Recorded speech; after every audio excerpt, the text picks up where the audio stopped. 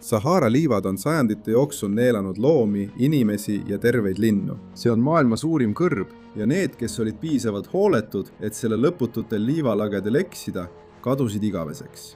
On teada, et iidsetel aegadel üritasid terved armeed seda kõrbe ületada, kuid pärast seda ei nähtud neid enam kunagi. Alles nüüd, tänu kaasaegsele tehnoloogiale, hakkavad inimesed mõistma Sahara saladusi, mida on üllatavalt palju kogunenud. Tere sõber, sa oled kanalil Kirgirtopp. Kadunud kindlused. Satelliidid on võimaldanud teadlastel piiluda neitsilike tihedate džunglite latvade alla ja tungida kõige karmimate kõrbete südamesse. Ja seda kõike isegi mugavast toolist tõusmata. 2010. aastal avastasid satelliidid enam kui 100 kindluse jäänused, mis kuulusid iidsele karamantide rahvale Liibüas. See piirkond oli üsna hästi kaardistatud naftaotsingute ajal, kui naftafirmade esindajad otsisid puuraukude jaoks sobivaid kohti. Seetõttu said arheoloogid satelliidipilte skaneerida, et otsida neile iseloomulikke müüride jälgi. Hiljem said uurijad juba oma silmaga kinnitada, et need rajatised olid tõepoolest karamantide poolt ehitatud. Kuigi ekspeditsioon tuli katkestada Liibüa revolutsiooni tõttu, kui Muammar Gaddafi kukutati. Karamantide õitsengu ajal, umbes 2 sajandist E.K. kuni 7. sajandini B.K. oli piirkond, kus nad elasid, juba uskumatud kuiv. Maa harimiseks ehitasid nad maa-alused kanalid, mis varustasid veega iidseid veehoidlaid. Kui need veeallikad kuivasid ka põllud ning Sahara mattis liiva alla kindluse ja külade jäänused. Meteoriidid ja kraatrid. Maa on alati olnud kosmosest pärit meteoriitide pommitamise all. Enamik neist põles atmosfääris kahjutult ära, jättes taevasse vaid valgusjuti. Teised jõudsid maapinnale ja avaldasid tõeliselt hävitavat mõju. Kuna enamik selliseid katastroofe toimus kauges minevikus, jäetakse meteoriiditabamuste järel tekkinud kraatrid sageli tähelepanuta, sest erosioon või taimede kasv varjab neid. Siiski võib kõrbe piirkondades siiani näha meteoriiditabamuste arme. Näiteks Kamiili kraater, mille läbimõõt on 45 meetrit, Edela-Egiptuses, on koht, kuhu umbes 5000 aastat tagasi kukkus rauast meteoriit. Kamiili kraatri ümbrusest leiti liivale laiali paisatud meteoriidifragmente, mis purunesid kohutava löögi tagajärjel maapinnale. Ja see pole ainus selline avastus. Peaaegu 1/5 kõigist avastatud meteoriitidest on leitud Sahara kõrbest. Ainult Antarktika lumi on vanade meteoriitide poolest veelgi rikkalikum. Liibüa kõrbeklaas. Isegi kui meteoriitide jäänused ja nende kraatrid on aastatuhandete jooksul kadunud, võivad kosmiliste kokkupõrgete muud jäljed siiski alles jääda. Umbes 29 miljonit aastat tagasi kukkus maale meteoriit, vabastades piisavalt energiat, et sulatada üsna suur osa Liibüa kõrbest, muutes liiva õhukesteks rohelise tooni klaasilehtedeks. Selle plahvatuse jäetud kraatrit pole siiani leitud, kuid kõrbeklaasi on endiselt palju alles ning seda leidub isegi üsna ootamatutes kohtades. Kui Howard Carter avas Tutanhamoni hauakambri, leidis ta varanduste hulgast vääriskividega kaunistatud rinnakilbi, mis kuulus surnud vaaraole. Selle keskel oli sisse ehitatud püha skarabeus, mis oli välja lõigatud rohelisest klaasist. Tõenäoliselt ei teadnud Egiptuses midagi selle klaasi päritolust, mida nad kasutasid. Aga mis on huvitav, leiti veel üks artefakt, mis oli valmistatud teispoolsest materjalist. Üks hauda pandud pistodudest oli valmistatud meteoriitrauast. Naptakivid. Kus iganes kõrbes vett leitakse, tekib selle ümber alati elu. Kui inimesed elasid umbes 9-6 tuhat aastat tagasi Lõuna-Egiptuses Napta Playa piirkonnas, siis see ala oli igal aastal üleujutuste all, mille tulemusena tekkis järv. Neoliitilised hõimud tulid siia, et toita ja joota oma loomi. Need inimesed mitte ainult ei jäänud ellu, vaid arendasid ka ainulaadse ohverduskultuuri. Arheoloogid leidsid rituaalsest matmispaigast lehmade, lammaste ja kitsede jäänuseid. Umbes 6000 aastat tagasi paigutasid inimesed Naptas suured kiviplokid ringikujuliselt. Teadlased usuvad, et see kiviring, mis on 1000 aastat vanem kui Stonehenge, on varasem teadaolev astronoomiline rajatis. Siiani käivad vaidlused selle üle, millele täpselt see ring viitab.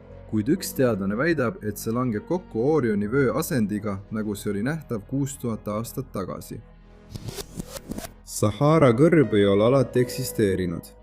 Kuna kliima on miljonite aastate jooksul muutunud, on muutunud ka liivade piirid. Teadlased, kes otsisid tõendeid vee olemasolu kohta Marsil minevikus, pöörasid oma tähelepanu Sahara ajaloole. Uuringud on näidanud, et kunagi voolas Saharast välja jõgi, mille valgala oli suuruselt 12 maailmas. Selle jõe jäänuseid Mauritaanias märgati siis, kui avastati rannikul veealune kanjon, mille oli uuristanud jõevool. Samuti leiti jõesetteid ootamatutes kohtades. Lõplikult kinnitati kadunud jõe olemasolu, millele pandi nimeks Tamandraset satelliidi abil. Teadlased jätkavad teabe otsimist selle veekogu kohta, mis võis kuivada vaid 5000 aastat tagasi. Vaalad. Kaugetki mitte ainult jõed ei kadunud Sahara liiva alla. Väga pika aja jooksul muutus see, mis kunagi oli ookean, üheks kõige kuivemaks paigaks maal. Al-Adalhitani piirkonnas Egiptuses võib leida tõendeid ammu kadunud Tetise ookeani kohta. See koht, mida tuntakse vaalatoruna, on üks parimaid paiku vaalade kivististe leidmiseks. Kui tänapäevaste vaalade esivanemad surid meres 37 miljonit aastat tagasi, kattis nende kehad paks settekihi. Kui maakoore tõus toimus, muutus nende endine kodu maismaaks. Täna uurivad paleontoloogid 15 meetri pikkuseid skelette ning ka neid olendeid, kellega vaalad meres koos elasid. Vaalade luude lähedalt leiti väga suurte haide hambaid. Machimosaurus rex. Mered on alati olnud koletiste koduks. Umbes 120 miljonit aastat tagasi elas 9 meetri pikkune krokodill Machimosaurus rex praeguses Sahara kõrbes. Machimosaurus rex oli suurim ookeanis elanud krokodill. Piirkond, kus see roomaja kunagi elas, oli tõenäoliselt tohutu laguun, mis ulatus Tetise ookeanini. Seal jahtis mahimosaavr merikilpkonni ja kalu.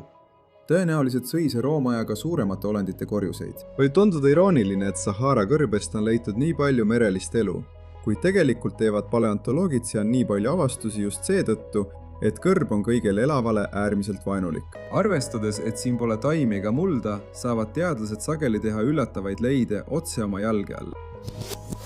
Spinosaurus.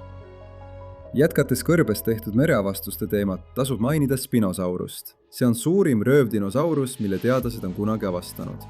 Umbes 95 miljonit aastat tagasi elanud Spinosaurus ehk Spinosaurus aegyptiacus oli umbes 7 meetrit kõrge ja 16 meetrit pikk, mis on rohkem kui tuntumal Tyrannosaurus rexil.